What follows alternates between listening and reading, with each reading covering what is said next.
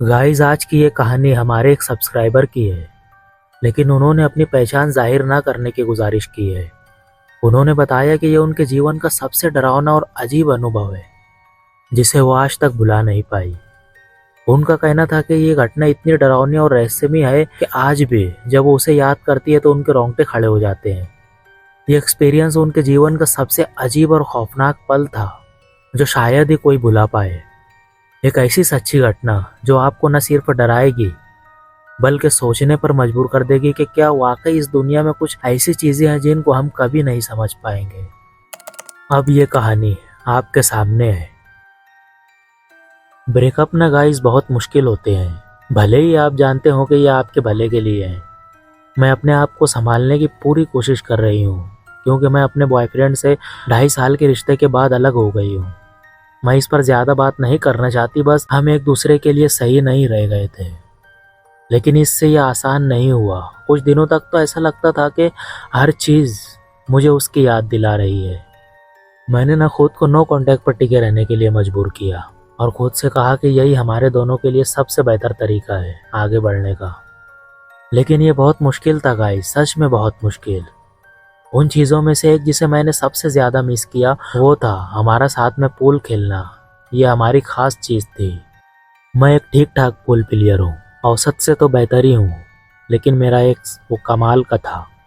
अपने अच्छे दिनों में वो ऐसे ट्रिक शॉट्स मारता था जैसे कोई बात ही ना हो। बैंक्स, किक्स, कॉम्बिनेशंस, और मुझे पूरा यकीन था कि वो स्टैंडर्ड मैच भी सीख रहा था। हम दोनों के पास घर पर पूल टेबल्स थी, लेकिन जाहिर है हम दोनों जवान थे और हर रात घर के अंदर रहना हमारे लिए आदर्श नहीं था। जब हम बाहर जाते तो हमेशा ध्यान रखते कि जहाँ जा रहे हैं वहाँ पूल टेबल्स ज़रूर हो। आमतौर पर बार में हमें भीड़ भाड़ वाले बार बिल्कुल भी पसंद नहीं थे, और जहाँ टेबल्स के लिए लंबा इंतज़ार करना पड़ता था। इसीलिए हम शांत जगहों को चुनते थे जो अक्सर बुजुर्गों को आकर्षित करती थी। डायू बार, जिनमें पुरानी घिसी हुई टेबल्स और चिपचिपे फर्श होते थे, हमारे लिए सबसे बढ़िया जगह थी। और ये बार शोर शराबे वाले कॉलेज बार से तो कहीं ज़्यादा बेहतर थे। हम वहाँ आमतौर पर सबसे कम उम्र के होते, लेकिन हमें इसकी कोई परवाह नहीं थी। हर रात नशे में धुत होने वाली मानसिकता हमारी नहीं थी। और भले ही मैं थोड़ी शर्मीली हूँ, लेकिन मेरा एक्स काफ़ी करिश्माई था और हर किसी के साथ घुल मिल जाता था। कुछ हफ्ते पहले मुझे अपनी ज़िंदगी के उस हिस्से की कुछ ज़्यादा ही याद आ रही थी। वो एक सामान्य बुधवार था, इसलिए मेरे कोई भी दोस्त फ्री नहीं थे। मैं घर पर बैठकर खुद पर तरस खाने का मन नहीं बना पा रही थी। इसीलिए मैंने सोचा कि उन बार में से एक पर जाऊं जहां हम जाया करते थे। सच में गाइस, मैं ऐसी इंसान नहीं हूं जो अकेले बाहर जाने का हौसला रखती हो, लेकिन उस रात मेरे अंदर कुछ अलग ही एहसास था। बार बिल्कुल वैसा ही था जैसे मुझे याद था। मध्यम रोशनी, घिसी हुई स्टूल्स और कोने में एक ज्यूक बॉक्स। ये सब कुछ जाना पहचाना था और ये सुकून भी दे रहा था, लेकिन दर्द भी। यादें जैसे बाढ़ की तरह उमड़ पड़ी और मैंने लगभग वापस लौटने का मन बना लिया। लेकिन मैंने खुद को वहाँ रुकने के लिए मजबूर भी किया। कुछ ड्रिंक्स लेने के बाद मैं पूल टेबल्स की तरफ बढ़ी और यूं ही क्यों को चाल करना शुरू कर दिया। मुझे सच में नहीं पता था कि मैं वहाँ क्या करने वाली थी। अकेले खेलना थोड़ा अजीब लग रहा था, लेकिन मेरी ये उलझन जल्द ही दूर हो गई, क्योंकि एक लड़का मेरे पास आया। उसकी एज न शायद से 20 के आसपास होगी। कमरे में मेरी उम्र के आसपास का एकमात्र व्यक्ति। वो टेबल के पास झुककर खड़ा हो गया और पूछा कि क्या मैं खेलने के लिए तैयार हूँ। मैंने भी सिर हिलाकर कहा, रैक लगा दो। उसने स्लॉट में पैसे डाले और गेंदों को रैक करना शुरू किया। जब उसने उन्हें गलत तरीके से रैक किया तो मैं खुद से हंस पड़ी, लेकिन कुछ कहा नहीं। हमने कुछ राउंड खेले और मैं थोड़ा रिलैक्स हो गई। वो बुरा नहीं था, मेरे एक से जितना अच्छा भी नहीं, लेकिन इतना भी खराब नहीं था गाइस। हालांकि मैं उसे हल्के में नहीं ले रही थी। मैंने हर रैक जीता जो भी हमने खेले थे। खेलते हुए हम बात भी कर रहे थे और उसने मुझे कुछ ड्रिंक्स भी खरीद कर दी। वो काफ़ी फ्रेंडली था, लेकिन जल्द ही मुझे समझ में आया था कि वो इतना भी नहीं था। मुझे तेज़ दिमाग और हाजिर जवाब लोग पसंद है जो बातचीत में टिक सके, लेकिन ये लड़का वैसा नहीं था। फिर भी मुझे इससे कोई फ़र्क नहीं पड़ा। एक बार के लिए अच्छा लगा कि बस खेलूं, बातें करूं और ज़्यादा सोचने की ज़रूरत ना हो। मैं काफ़ी अच्छा महसूस कर रही थी। चौथे गेम के बाद तो सच में मैं एंजॉय कर रही थी। उसने अचानक मुझसे पूछा कि क्या मैं उसके घर चलना चाहूँगी। ये सवाल सुनकर ना मैं चौंक गई, लेकिन शायद ज्यादा हैरान नहीं थी। मैं एक पल के लिए ठहर गई और फिर सिर हिला दिया। मैंने उसे हल्के फुल्के अंदाज में टालने की कोशिश की, कहते हुए कि इसके लिए उसे एक दूसरी डेट की जरूरत होगी। सच कहूँ तो मैं इतनी जल्दी चीजों को आगे बढ़ाना नहीं चाहती थी। हालांकि ऐसा नहीं था कि मैं पूरी तरह से उसके खिलाफ थी, लेकिन एक साधारण बुधवार की रात उसके लिए सही वक्त नहीं लग रहा था। शायद मैंने उसे सही तरीके से मना नहीं किया, क्योंकि उसका पूरा रवैया ही बदल गया।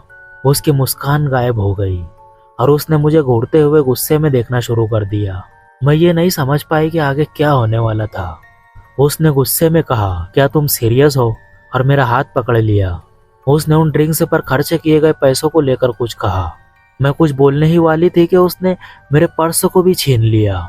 ऐसी स्थिति में ना गाइस, मैं पहले कभी नहीं रही थी, इसीलिए मैं चिल्लाने या लड़ने की बजाय बस जड़ हो गई थी।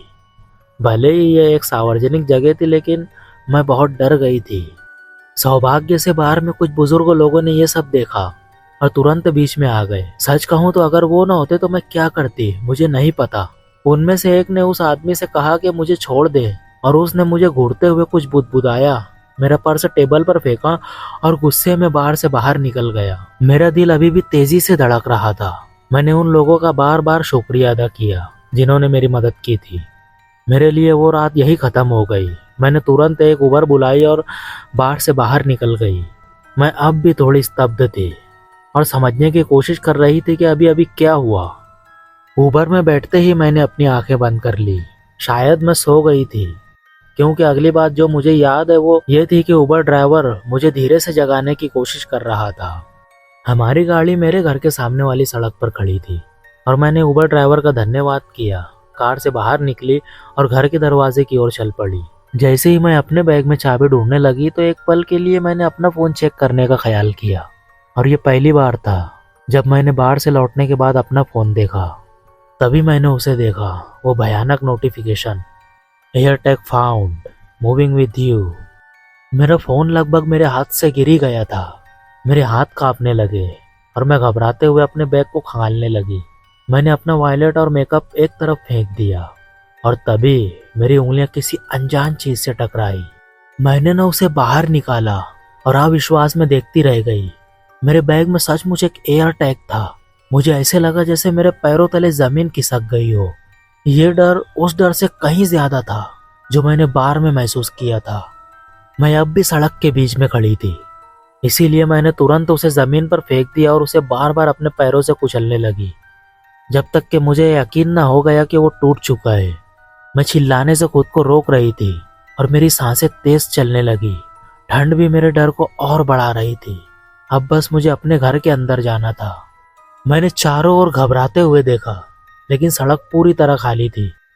जिसने भी ये एयर टैग रखा था, शायद वो बार वाला लड़का अब जानता था कि मैं कहाँ हूँ। शायद मेरा सही घर नहीं, लेकिन मेरी सड़क तो जरूर। हमारी गली में घर बड़े और दूर दूर है, इसलिए वो अंदाजा जरूर लगा सकता था। मैंने अपना बैग उठाया और पिछले दरवाजे की तरफ दौड़ी। मेरे हाथ बुरी तरह कांप रहे थे और लॉक खोलने में काफी मुशक्कत करनी पड़ी। जैसे तैसे मैं अंदर आई, दरवाजा बंद किया और ताले लगा दिए। मेरा दिल इतनी जोर से धड़क रहा था कि ऐसा लग रहा था कि मानो वो फट जाएगा।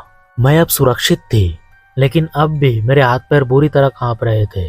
मैं अपने कमरे की ओर गई, ये सोचते हुए कि मैं आखिर इस हालत में कैसे पहुंच गई। मैं आमतौर पर रात 10 बजे तक सो जाती हूँ और 9-10 घंटे तक गहरी नींद में रहती हूँ, लेकिन उस रात सोने का कोई सवाल ही नहीं था। मैंने सोचा शायद खिड़की से बाहर का नज़ारा देखने से मुझे नींद आ जाए। जैसे ही मैंने बाहर देखा, मेरी नज़र एक पुरानी खराब हालत वाली लिंकन कार पर पड़ी, जो मेरे घर के सामने से धीरे धीरे गुजर रही थी। ये थोड़ा अजीब था, क्योंकि इतनी रात को रिहायशी इलाकों में गाड़ियाँ कम ही दिखती है। पहले तो मैंने इसे नज़रअंदाज कर दिया, लेकिन जब वही कार दूसरी दिशा से वापस आई और इस बार और भी धीमी चली, तो मुझे एहसास हुआ कि कुछ गड़बड़ है। कार तीसरी बार गुजरी और इस बार मैंने मान लिया कि ये वही व्यक्ति हो सकता है।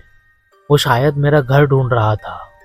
अगली बार जब कार गुजरी तो ड्राइवर की खिड़की आधी खुली हुई थी। मैं पुलिस को फोन करना चाहती थी, लेकिन डर था कि वो ये ना समझ जाए कि वो सही जगह पर है। मुझे पता है कि ये सोचने का कोई मतलब नहीं था, लेकिन डर ने मेरी सोचने समझने की क्षमता खत्म कर दी थी। इसके बाद जो हुआ उसने मेरी हालत और खराब कर दी। अगली बार जब कार गुजरी तो ड्राइवर का हाथ खिड़की से बाहर लटक रहा था और वो कुछ पकड़े हुए था, कुछ धार वाली चीज। फिर कार रुक गई। वो मेरे घर के ठीक सामने सड़क के बीचों बीच खड़ी हो गई थी। मैं तुरंत ही नीचे झुक गई। मेरा दिल इतनी तेजी से धड़क रहा था कि जैसे वो सीने से बाहर आ जाएगा। मैं इतनी डरी हुई थी कि हिल भी नहीं पाई। जब मैंने हिम्मत करके ऊपर देखा तो कार वहां से जा चुकी थी। मैंने शायद 1 घंटे तक इंतजार किया, लेकिन वो कार वापस नहीं आई। अगली सुबह मैंने अपने माता पिता को सब कुछ बताया। मेरे पिता ने मुझे पुलिस को फ़ोन ना करने के लिए डांटा, लेकिन मैंने उन्हें बताया कि मैं इतना डर गई थी कि कुछ कर नहीं पाई। फिर उन्होंने अपने एक दोस्त को फ़ोन किया जो पुलिस चीफ था और उससे सलाह मांगी। उनके दोस्त ने कहा कि बिना ज़्यादा सबूतों या कार का नंबर प्लेट देखे वो ज़्यादा कुछ नहीं कर सकते।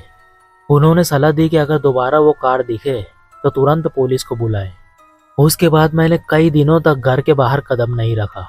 अब भी मुझे डर लगता है कि वो कहीं आसपास छुपा हो और मुझे घर में आते जाते देख ले। हालांकि मैंने उस कार को फिर से नहीं देखा। शायद ये डरावना सपना अब खत्म हो गया है। गाइस, अगर आपकी ज़िंदगी में भी कुछ ऐसी घटनाएं हुई हैं जिन्हें आप दूसरों के साथ शेयर करना चाहते हैं, तो हम आपकी कहानी को अपने चैनल पर जगह देने के लिए तैयार हैं। हम मानते हैं कि हर कहानी का अपना एक महत्व होता है और आपका अनुभव दूसरे लोगों को दिलचस्प और प्रेरणादायक लग सकता है।